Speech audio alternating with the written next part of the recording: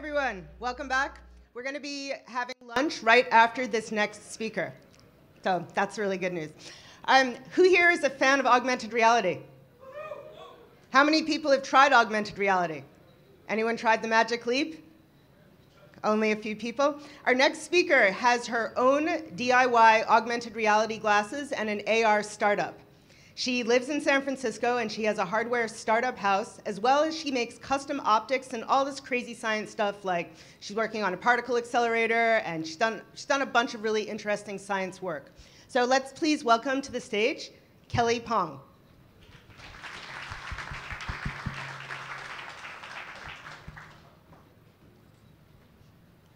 Hey everybody, so I'm very excited to be here, and I'm an electrical optical software engineer and founder of Kura AR. So today I'm going to talk about diffraction optics. So diffractive optics is a type of AR glass optics, and it sounds really complex for a lot of people. Like initially when I started working on this, people told me it's going to be super hard. So I'm going to talk about how do you make one. So some of my past projects I'm working on, including like nuclear fusion reactors, neutron detections, and solar cars, doing like ray tracing for AR glass refraction optics, and also build structural light cameras for tracking moving object and mesh. And before I was working on AR, my first startup is doing brain-computer interface, like EEG, MEG sensors, and machine learning on that. So for past 3 years, most of my focus is all on like AR glasses. So one of the major part of this is on AR glass display and optical system. So from 3 years ago, I built my first 110-degree field of view AR headset, which is one in the middle. That was actually that's actually my first co-founder in the company. So since from there, I try to shrinking down the size of AR glass optics, making it more compact, multi-depths, so you can see variable focal distance. You can wear those for a longer time, and increase the brightness. So I have been working with a group of optical engineers, electrical engineers, people who understanding more physics than I do on designing those optics since then. So here is a demo video, which was shooted on one of our previous prototype, which we built. So doing floor trackings, and this is, I put a cell phone in front of my eye, between the optics and my eye. So you can touch particles.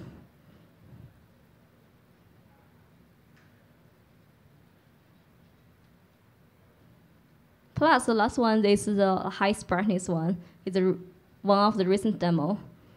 So all of those are using refraction plus reflection optics. So, but today I'm going to talk about a different way from the previous one, which I'm currently experimenting part of that. Oops. So there's a common, so talking about AR glass, just giving a little bit more background on AR glass optical system type. One of the most common one is geometric refraction optics, which use, so for example, ODG R8, R9, or Google Glass. So those are mostly using small micro OLEDs or micro LCOS displays, and with a bunch of like a prisma or freeform prisma or like refraction optics type of things there. And the problem for this is it has a limited field of view without complex geometry combinations. And optics is heavy because a lot of those are solid. And it having low lighting efficiency because it's bouncing back and forth. Like, for example, this ODG have like probably less than 20% of lighting efficiency would hit your eye. So they dim the real world to make it look better. The better thing for that is injection molded components, like our injection moldable are comparable to traditional optics type. So the second biggest type of AR headset is the big reflectors. Like people probably see those a lot. And those like the new Dream World AR headset, the Leap Motion, the Project North Star, and the Manta. So this is also the first AR glass I made using like big reflectors, which I vacuum form on top of a CNC mold. So those type of things is very easy to make comparably, and you can easily get a bigger field of view because those are working with a cell phone display. So you have a cell phone panel on top of your forehead. And the problem for that is comparable low brightness, because it's only the brightness is decided by how transparent, how much percentage of reflection your front reflector is. So again, it's also very easy to replicate it. If someone wants to start a business on top of this, you'll see those floating in China markets very soon. So, and another type of a little bit more complex AR waveguide is reflection-based waveguide, which like launching in Shenzhen and Lumas doing something like that. So it's so far one of my top favorite one, which have a good image quality if you manufacture it in the right way. It's compact and it's very thin, like 1 to 2 millimeter thickness. And so far have a limited field of view, like almost it's not more than 55-degree field of view with good image qualities. So the problem for this is very hard to assemble. And I actually talking with the factory who makes this. They said it's just no way to make it lower than $100 per piece in mass production. So basically how they make that one is you have like layer by layer of reflection surface. You cut into small, like every single flat lens. So here is each block is a acrylic or transparent polymers or glasses material, and you coating each surface. You're coating each surface as those. Plus that, you either fuse those together, or you're putting glues using the same refracting index of glues, putting in between each other. So after that, it becomes like a staircase. After that, you have 2 cut. So those 2 purple lines represent a cut. Those cuts need to be at specific angles, otherwise it won't work, because the light reflect from the input and reflect out from every single reflection surface. Every staircase is a reflection. And so besides that, every single staircase needs to be coated at different percentage, because the light hitting the first surface more times than hitting the end surface. So in order to make the image uniform, you need to control how much thickness you put the sputtering coating of mantle reflection mirror coatings on those surfaces. So overall, to achieve 50-degree field of view with small form factor, this method is comparable more expensive than some other methods that could possibly be made. So there is more. So one more type of this topic we're about diffractive. So besides those couple types we talked before, there comes like diffractive waveguide, which is existing probably one of the most of the high-end other companies who have a lot of money using this method, like HoloLens, Magic Leap. So I actually brought a HoloLens here today with me. So if anyone haven't now tried that, you're welcome to try that after this. So I also have a Magic Leap, which actually broken in my suitcase. So we take a look at how the optics looks like. So there is more like, this is like the optics out from HoloLens. So you can see there is pupil, there's light input, and there's expanders on here. And the other one is a company called True Life Optics. So they are based in Europe, and they make full color hologram. So it's similar theory, but how they make those is different from how HoloLens make that. It's 1 layer for 3 color. A HoloLens is 3 layer, each layer for each color. So let's talk a little bit more about how the physics behind this works. What is diffractive? So diffractive waveguide, all the physics is how diffractive grating works. So probably a lot of people familiar with double slice experiment. So diffractive grating, basically grating means a series of parallel slides, notch, holes, stamps, like the one there. So there's 2, but you can put more. So when a flat wavefront hitting those like nanostructures, which each of the features of the pitch of those features is close to wavelength size, light no longer travel or being modeled as a line. Light travel as waves. So like those wavefront will be interference by those slides. After that, they'll be turned into cylindrical wavefront. Those cylindrical wavefront causing interference with each other, that having constructive interference, destructive interference. So those constructive interference forms different orders of high energy areas that the light energy focus onto.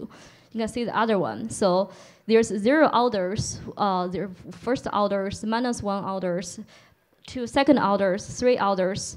So all of those are the places that constructive interference keep happening. And there's one single place that is highest constructive interference happening. That is calculated by an equation that is a function of the wavelength of the light, the pitch of the gratings, and the angle of incidence.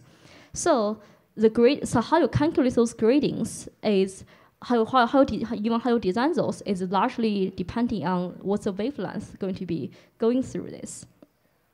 So this is a HoloLens waveguide if you're looking at a cutting surface. So it's 3 layers, 1 layer for each color. So this way is to achieve a higher lighting efficiency for each different colors and less noise. So the advantage for using a diffractive optics like this to using like the diffractive grating as an optical waveguide for AR is first, because they have a pupil expanders, which all the light coming out as collimated light from the final diffractive surface. You can control the diffraction to making those all bending out and different positions. So you have a very big eyeballs compared to a lot of other methods. The eyeballs could be like 20 millimeters per eye, 30 millimeters per eye, like as far as exactly the size as your gratings, like the diagonals and like X and Y length. So this is bigger than most refraction optics could able to do, especially at same amount of size. And so it's also flat. So using diffraction, so it's like Fresnel lens, but on a very small scale using diffraction. So you can create a complex portfolio of optical power by using a flat surface. So the disadvantage. So why there is not like those, so why a lot of people don't like those, or so there's problems we still try to improve. So one of them is because, so after those diffractive happens, there is 0 order, +1, -1, +2, -2 order. But eventually when those goes into your eye, you only want one single order. That's probably be the maximum energy powers. But the law of physics, you just can't get rid of the other order, just can't. And so what happens is those other orders turn into noise, turn into rainbows, turn into double image. And especially when you go under sunlight. So the goal for this optics is diffract the light coming from your micro display panels back into your eye so you can just see digital image overlay on a real object. But actually, when you are here, like if you see some light like that, or sunlight, those light all transpass through those. Those not only diffract light that coming from the display panel, also your environmental light. The brighter your environmental light condition, the more noise you have. That's why like HoloLens Magic Leap make this thing so dim. So you can still see if you are under some like daylight, but otherwise the noise will become as loud as like your image source you're supposed to see. Also, it have a low lighting efficiency. So, and it's also comparable hard to manufacture. It's not impossible, but just the people who know the process and have experienced operating those are like very little. So this is a video which we shoot on the HoloLens. So you can see, one problem is the field of view is pretty small, so you only see a small square there.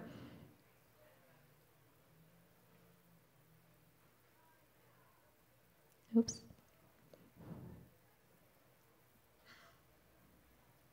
So you can see at the bottom there is like some color breakdown in the bottom. So those happens if you're looking at some external light source or if you're moving your eye around. So those are patterns, like over there. So the other one is just a picture which I took. Oops. So what those actually looks like under a scanning electron microscope, some grating looks like this. So it's like double slice experiment, but continuously. And so those features are really small, are normally smaller than one single wavelength or even smaller. So when you're looking at the cutting, so this is the front surface, but when you look at the cutting surface, you will cut it through. So a lot of diffractive optical element looks like some of those, not the first one. So including the bliss gratings, which is mostly close to the perfect portfolio, give you comparable high efficiency, but it's also comparable harder to make. So also it goes down. There is sawtooth, amplitude gratings, analog like digital gratings, like binaries or quaternion are all like digital gratings, whereas the bliss gratings and analog gratings.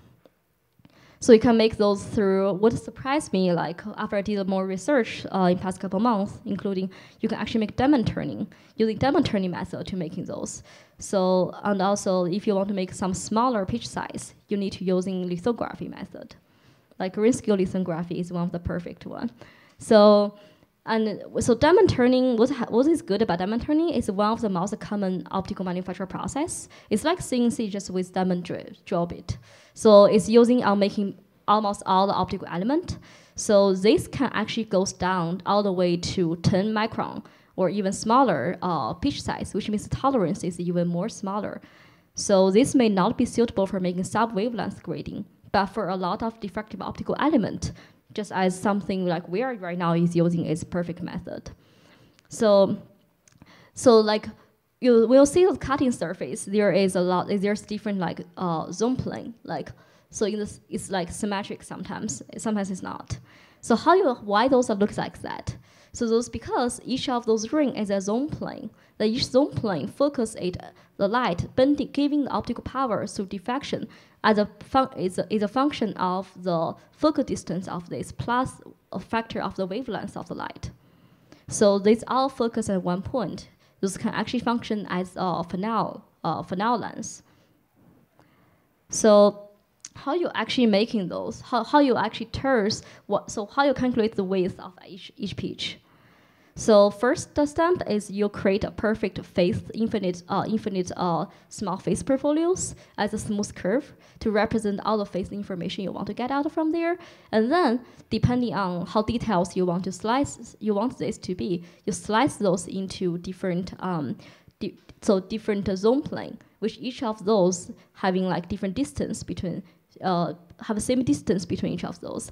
And then you're using Fourier transform and turning each of the zone plane onto like a flat zone plane. That is, you can use like some algorithm to turn that into the last surface, and then it turns into the cut is what you see. So through analog bliss grading, you can actually potentially achieve 100% lighting efficiency if you're using those as diffractive optical element as a lens. But you cannot really do that if you're using it as a waveguide. So this is how the comparable between the digital gradings and the analog gradings, which have a high efficiency at digital grading, which is easier to make, but have a low efficiency.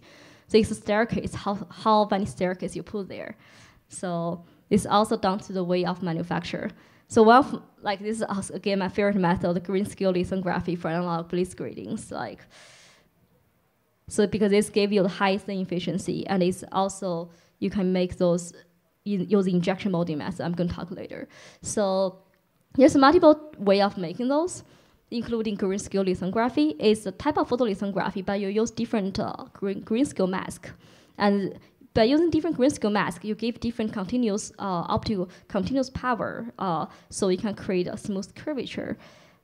And diamond turning. So diamond turning can go down to 10 micron, but it cannot go to like nanometer level. So if your grading is sub-wavelength grading, it may not be a good method. Or electron beam, so it's using electrons to etching that.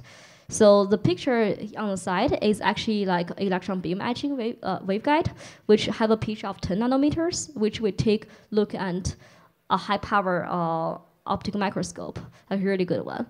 So, but electron beam ones are mostly being using for quantum computing, not really for most like consumer enterprise optics, because normally you don't need pitch size at 5 or 10 nanometers. So, and this is actually at a lab at MIT, which I visit. And there's a lot of places you can make those. A couple good ones, which are Stanford NanoFab, which just function as a machine shop, which is Presley, and the NanoFab and the MITs. And you don't have to pay 100,000 NRE, but you can pay once you got trained as a machine shop members. You paid for the hour you're using. So there's a couple pictures and the Stanford NanoFab having chemical vapor deposition machine, photolithography machine, electron beam ion etching, plasma etching, sputtering coating chambers. So it's really like perfect if you want to spend like a couple $1,000, not like a couple $100,000 on making your sample. So there's some other fun pictures of different type of surface portfolio for zone plane. So this gave you dual focus. You can see it's like half of those zone plane is kind of one single focus. Half of those, so those are actually like stamp by like one stamp is iterated between two different focal planes. So the other one is like a stigma. So you can see those not only have a global global maxima, global minima, it's have local maxima and local minima. That's how like stigma happens. So you can encode in different portfolio onto this. And besides for the diffractive waveguide we're using on AR, there's two types. There's on-axis, off-axis. Just like refraction optics, there's on-axis refraction optics, off-axis.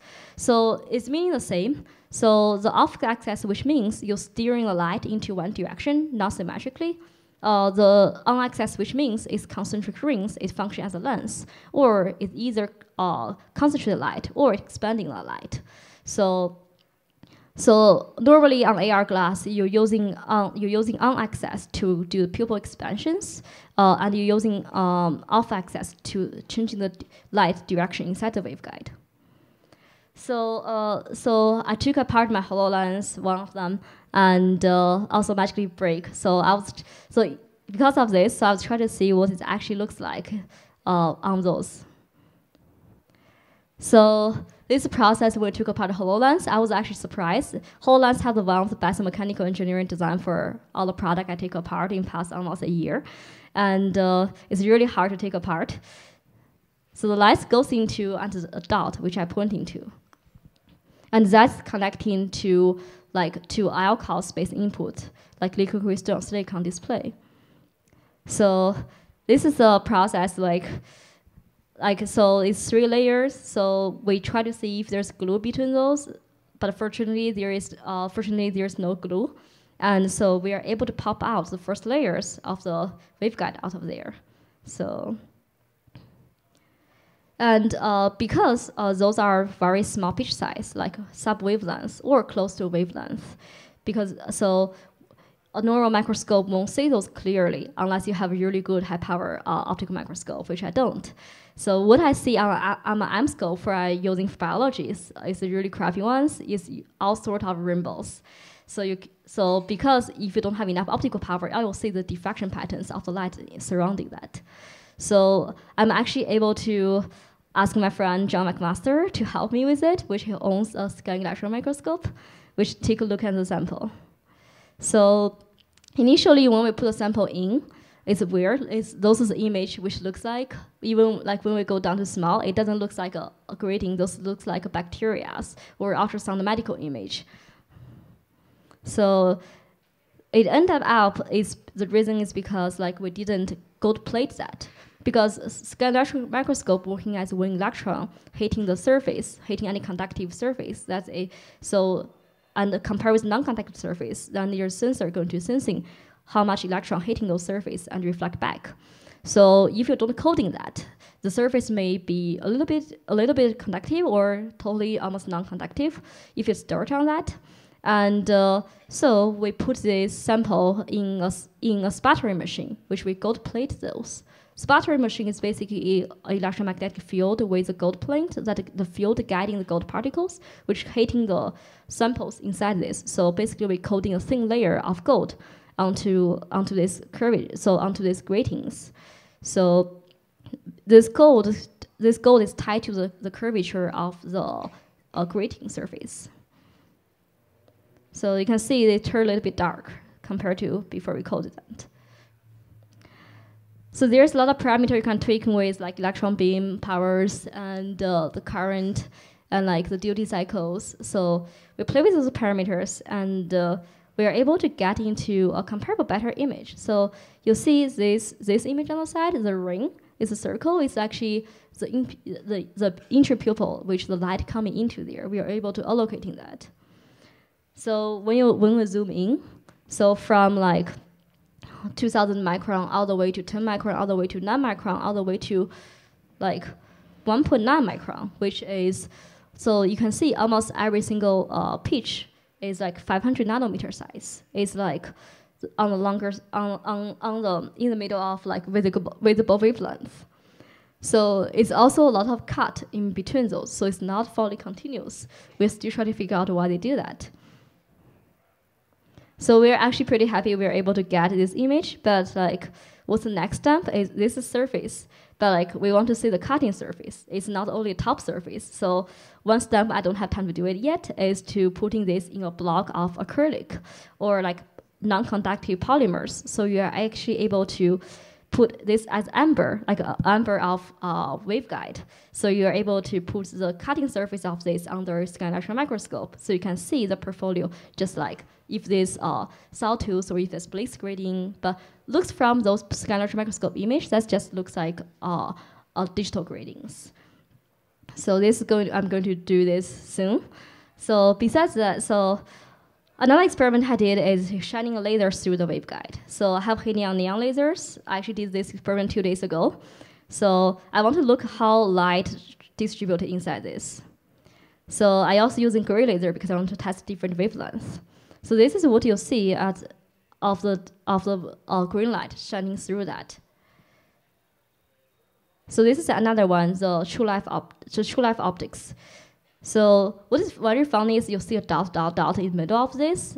I was suppose I will see the same as a matrix, as like the other one, as a HoloLens one. Those two in compare is, so you see this one as matrix, this one as like a vector. So which means the light from the light shining through this from here goes like total internal reflection goes here and it goes out from the other directions. So I was actually surprised it's actually travel as a line, which means the most light focusing in the middle and expanding from the middle all the way to the two direction of the light. It's not like spread out first, then go down. So the light travel bounces through the middle from the first grading to the other one. So the first grading will function as a focus the beam. The second grading as expanding the beam again. So most of those doing is 2D expansion, no matter the first one or the second one. So this is a pattern from HoloLens, which it expand the light coming in from here, expanding the beam in a horizontal way, then goes down, then expanding that again in the two-way. So light passes goes down here, and from here it goes all the way to your eye. So those are all, those we talked before, those are all static diffractive optical element, which is fixed shape. You once make those, you cannot change anything. But there is also some diffractive optical element. You can change in the shape. So like for those fixed shape, you cannot have a multiple focal plane or simultaneously smoothly changing multifocal plane because you cannot really adapt the image according to where you're looking at and your environment. So there is something called spatial light modulators, which I have always been fascinating with and having luck to play with that in the past couple months. So it's basically a liquid crystal display. So same as LCOS, same as like LCOS display, LCD display, there is liquid crystal twisted. And so this is basically a liquid crystal pixel, so like in a very abstract way. So there's liquid crystal pixels. Each of those carry positive and negative charge on each side of those. And those are cathode and anode of every single pixel. By applying different voltage, different PWM and control signal through the transistor to the cathode and anode of a liquid crystal pixel, those liquid crystal particles, nanoparticles inside those twisting according like different angle. Because those liquid crystal particles are so small, and those are actually able to function as diffractive gratings, just like double slit experiment function as those like pitch as those like things you etching on a static waveguide. So those are actually function as diffractive grating. But what is good is every single frame you can twist at a different angle, so you can change the surface portfolio and every single different frame. So this is a structure of a liquid crystal phase modulation display. So the light goes in through one directions and passes through the surface, and goes like transpasses through the liquid crystal layers, which do the phase modulation or amplitude modulation through twisting of liquid crystals, and reflect up to a luminous backplane that reflect light out. After that, it's going to have a different phase portfolio compared to where it coming into there. So through this method, so most of the AR VR headsets right now, without actually doing like multi-depths, continuum depths, variable depths, what you feel is actually looking at flat screen TV forever. So it's like if you're using those for 10 minutes, 20 minutes, 30 minutes, it's okay. But if you're using this industrial use case for manufacturer for like 5 hours, you're going to feel your eye strains bad. And this is a method that's able to give you the function of having an electrical control dynamic waveguide that have a multifocal plane at every frame and optimized for where you're looking at. So this experiment we did with a hollow eye liquid crystal panel, alcos panel. So this overall experiment is basically you have a helium neon laser from one side, then goes through a reverse direction of microscope object, which function as expanding the beam because its original function as collimating the beam. So expanding the beam from a very thin like one line to a cone that, so after that it passes through polarizers and like light power filters, so to make sure it is polarized the light when hitting liquid crystals. And then after that, dimmer that a little bit more with optical filters so it won't blind people. And after that, it goes through another optical filter that tilting the wavelengths to make sure the wavelength is more collimated. So after that, it transpasses through polarized beam splitters. So then they hitting the alcos surface. This alcos surface is actually just exactly as this one. Light hitting that, it doing phase modulation, amplitude modulation, reflect out, goes out. So the encoding the phase amplitude information into this. Then it got reflected out to the 45-degree surface of beam splitters and coming out to your eye. So we still play with this, and we managed to create 2 different focal planes with a very rough method using Photoshop to combine 2 different phase portfolios into one. So there is a far plane, which is a hollow eye logo, and there's near plane, which is multiple concentric rings. So I'm going to play this video, but it's not really good quality, so you can see. So now it's hollow eye logo. Then we're changing the self-lens focal plane. Then you can start seeing a ring, but when you're moving those 2 things moving at different angle. So the rings are actually at very near focal planes, probably couple centimeters. So the hollow eye logo is an infinite far. So basically, amplitude modulation is to give you the image features, and phase modulation is give you the depth features of focal plane. So this looks really noisy. One reason is because we do amplitude and phase modulation in one. The input source is only one beam. We don't have image as input. We only have one beam of laser. So we're encoding the logo, we're encoding the pattern, plus we focus on different focal plane. So one way to make it a little bit better is to actually have an image. So all you need to encoding is the phase information to create a depth. You don't have to recreating the image.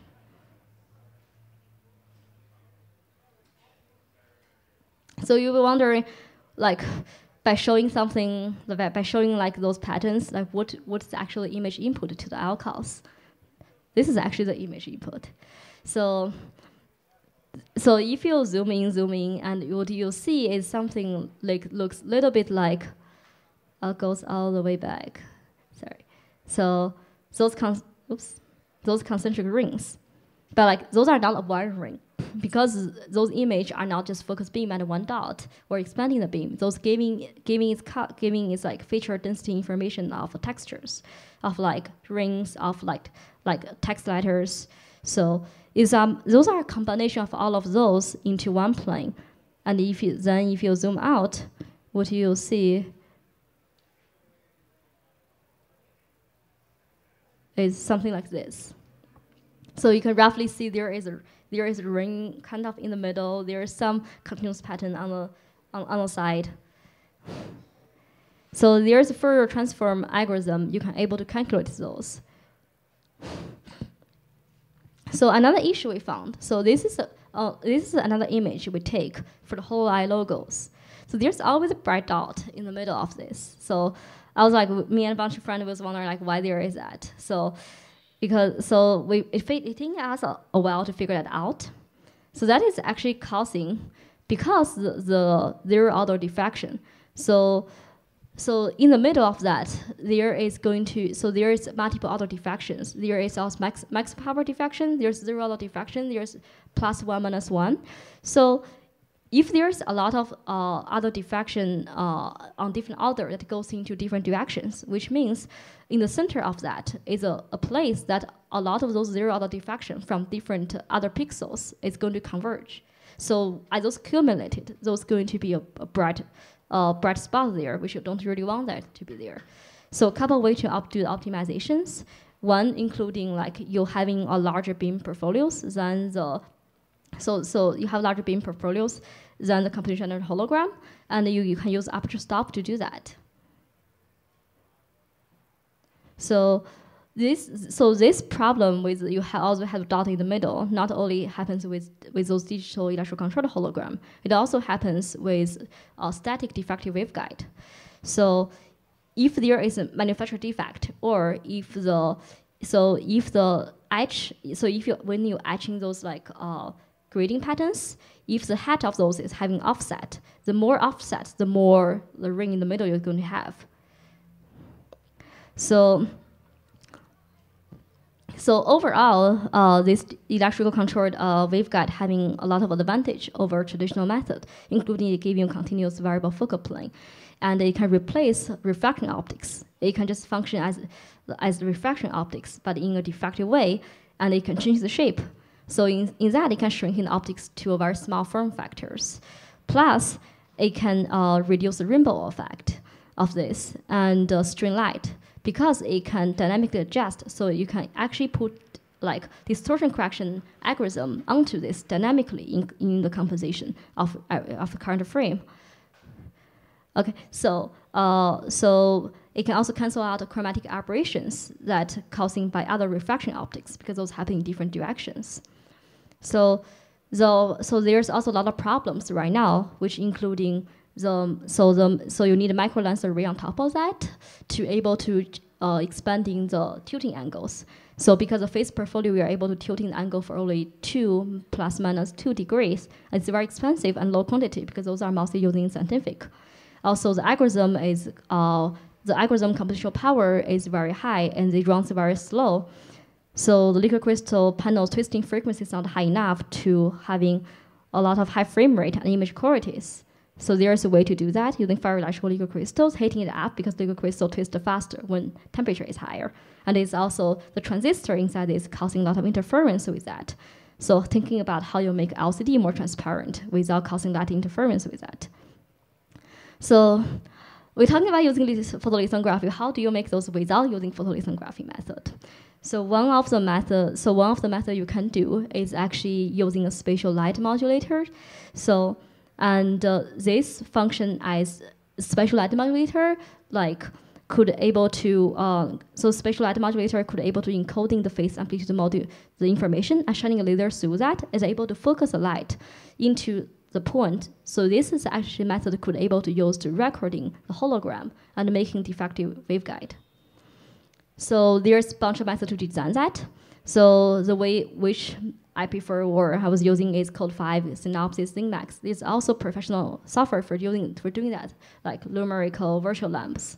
And you can also write your own Python script to do that.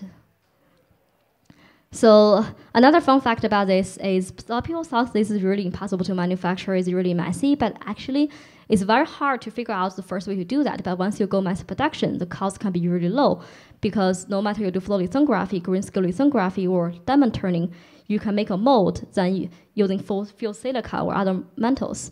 So after that, you can able to injection molding plastic. So if the pitch size is lower than 10 micron, you go with lithography method. If it's higher than that, you go with diamond turner method. So it's also the pricing and manufacturability. So it's all a factor of pitch size and the thermal expansion and shrinking properties of the materials. Because those will causing after you're molding those, this won't coming out as the way you want those to be molded. So a quote I got before, so it's actually making me pretty positive. It's like the NRE is just 60K for grading which I designed, and it will be less than $1 per piece, and higher than 90% yield ratio if you design up to the tolerance of this manufacturer. So overall, overall there's about diffractive optics, there is a rainbow. So there's a lot of issues need to be improved before this could be massively used. One is the rainbow effect in front of people's eye that's causing by bright light got diffract from your optics. And the difficulty in manufacturability is not because it's impossible, but it's because very little people actually did this process for AR. So if using electrical based, and there is lots of problem on this. First is the algorithm is taking too long to compute it one frame, but it could be done by making custom ASIC, and the panel is too expensive. So in the end, like so we're talking about diffractive optics and some other optical method, but is this actually the best way to doing AR glass optics? It's for now, but it may not be the one for the future. So the feature we want to have a perfect AR headset is bigger field of view, bigger eye box, wider range of depths or multi-depths, working under daylight without the rainbow effect, low cost and moldable in large quantity and easy to assemble, and same time being compact and robust. So we hope we're looking at a pair of glass. So this is a challenge in which me and the whole group of people is working on right now. And if you're interested in more about this, come talk with me. So this is my contact, and I'm an electrical optical engineer. So I'm also the founder of Kura AR. So we're building wide field of AR headset. So our logo is chicken. The reason is because the chicken have 300-degree field of view. It's really high field of view. Make a joke about that. So I'm also running a hardware hacker house and working a lot of hardware projects. So come say hi if you are in San Francisco.